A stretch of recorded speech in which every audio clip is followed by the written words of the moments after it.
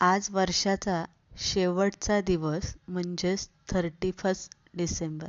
संध्याकाळी जर तुम्ही बाहेर पार्टीला जाण्याचा विचार करत असाल आणि घरामध्ये अगदी 9-10 लोक राहत असेल, एवढ्या सगळ्यांना बाहेर घेऊन जाणं जर जमत नसेल, तर आज आपण अगदी घरीच ढाबा स्टाईल किंवा हॉटेल स्टाईल 2 रेसिपी इथे बघणार आहे. ह्या दोन्ही रेसिपीपैकी तुम्ही कोणतीही एक रेसिपी इथे बनवू शकता. एकदम छान, झणझणीत, मस्त आणि अगदी बाहेर जेवल्यासारखं तुम्हाला फील होईल.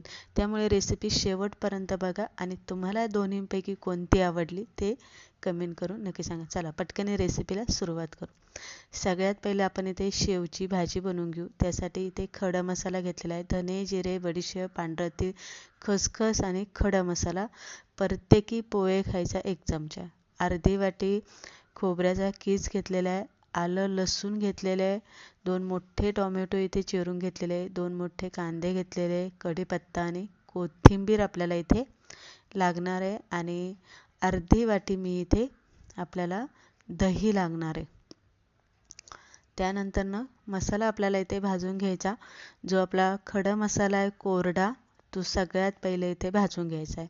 कोरडा मसाला भाजताना शक्यतो तेलाचा वापर इथे नाही केला तरी चालेल. त्यामुळे काय होतं, मसाला चांगला बारीक वाटला जातो. आता इथे आपल्याला कांदा परतून घ्यायचा आहे. थोडंसं 1 पळी तेल घालायचं आहे आणि कांदा चांगला हलकासा सोनेरी कलर येईपर्यंत कांदा परतून घ्या. जास्त काळा करू नका. आता इथे मी टोमॅटो, आलं, लसूण परतून घेतलेलं नाही तर आपल्याला ते कच्चंच वाटायचं आहे.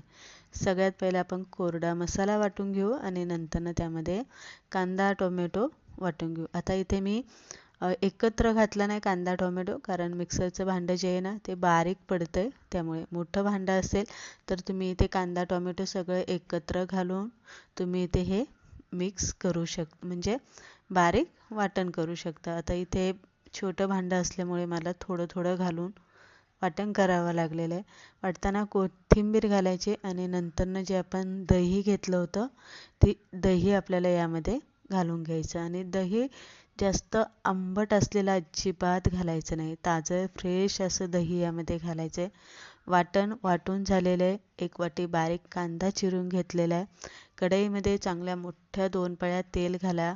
जिरी मोहरी घालून घ्या आणि नंतरनं बारीक चिरलेला कांदा, कढीपत्ता घालून घ्या. कांदा चांगला परतून घ्या आणि नंतरनं त्यामध्ये मसाले घाला.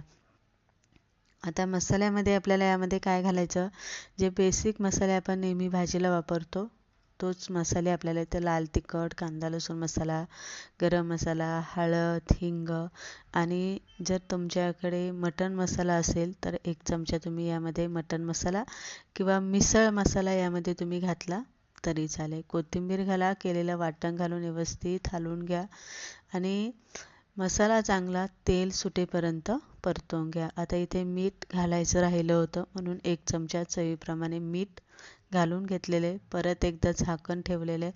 मसाला मात्र इथे आपल्याला चांगला शिजवून घ्यायचा आहे. जोपर्यंत मसाल्याचा कलर बदलत नाही आहे, मसाला चांगला तेल सोडत नाही आहे आणि रवळसर असा मसाला आपल्याला जाणवत नाही आहे तोपर्यंत शिजवून घ्यायचा आणि नंतर यामध्ये आपल्याला पाणी घालायचं आहे.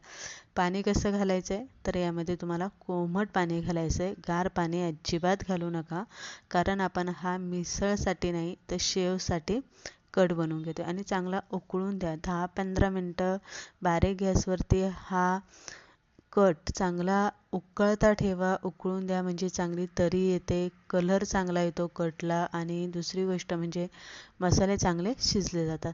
आता जेव्हा तुम्हाला खायला घ्यायचं आहे तेव्हा तुम्हाला हा कट एका प्लेटमध्ये घ्यायचा आहे. मग त्यामध्ये तुम्हाला जाड जी शेव असते ती शेव घाला, कांदा घाला, टोमॅटो घाला, कोथिंबीर घाला. पण बनवल्या लगेच त्याच्यात शेव घालून ठेवू नका, नाहीतर त्याचा एकदम घाटा होईल. ही झाली आपली शेवची भाजीची रेसिपी. आता आपण इथे बनवून घेऊया मटार पनीर मसाला. 2 टोमॅटो, 2 कांदे घेतलेले, मोठे मोठे घ्यायचे. टोमॅटो चांगले पिकलेले घ्यायचे. 15-20 काजू घेतलेले, आलं लसूण, हिरवी मिरची, कोथिंबीरचे देठ घेतलेले, अर्धी वाटी दुधावरची मलाई घेतलेली, 400 ग्रॅम पनीर घेतलेले, 1 वाटी मटार घेतलेले, खडा मसाला घेतलेला आहे, मसाल्यांमध्ये लाल तिखट घेतलेलं आहे, गरम मसाला घेतलेला आहे, साठवणीचा जो मसाला असतो, सगळे खडे मसाले एकत्र केलेला तो 1 चमचा घेतलेला आहे, हिंग, हळद घेतलेली अर्धा चमचा. त्यानंतर इथे कांदा लसूण मसाला घेतलेला आहे, मीठ घेतलेले आहे आणि तुम्हाला पनीर मसाला तुमच्याकडे असेल तर पनीर मसाला 1 चमचा तुम्हाला इथे घ्यायचा आहे. सगळ्यात पहिलं आपल्याला कांदा, टोमॅटो, काजू हे सगळे जे वल्ले आपण जिन्नस घेतलेले ते आपल्याला शिजवून घ्यायचे. त्यामध्ये 1 चमचा मीठ घालून घ्या, थोडंसं पाणी घालून घ्या आणि व्यवस्थित हे आपल्याला शिजवून घ्या. साधारणतः 10 मिनिट तरी आपल्याला हे शिजवण्यासाठी एवढा पुरेसा वेळ द्यायचा आहे, कारण कांदा आणि टोमॅटो चांगला शिजला गेला पाहिजे. पाणी एकदम आटलं की आपल्याला हे काढून घ्यायचं आहे. एका ताटात गार करायला ठेवा. गार झालं की मिक्सरला बारीक वाटून घ्या. जी दुधावरची साई आपण घेतलेली आहे म्हणजे मलाई घेतलेली, ती मलईसुद्धा या वाटणामध्येच घालून चांगलं बारीक असे हे वाटून घ्या. त्यानंतर इथे पनीर घेतलेले आहे. तेल गरम करायला पहिलंच ठेवलं होतं. पनीर छान असं फ्राय करून घ्या. जास्त काळं होईल, जास्त तांबूस होईल असं नका करू. तर हलकंसं फक्त एक तळल्यासारखं कोटिंग आलं पाहिजे असे हे पनीर इथे तुम्ही तळून घेऊ शकता.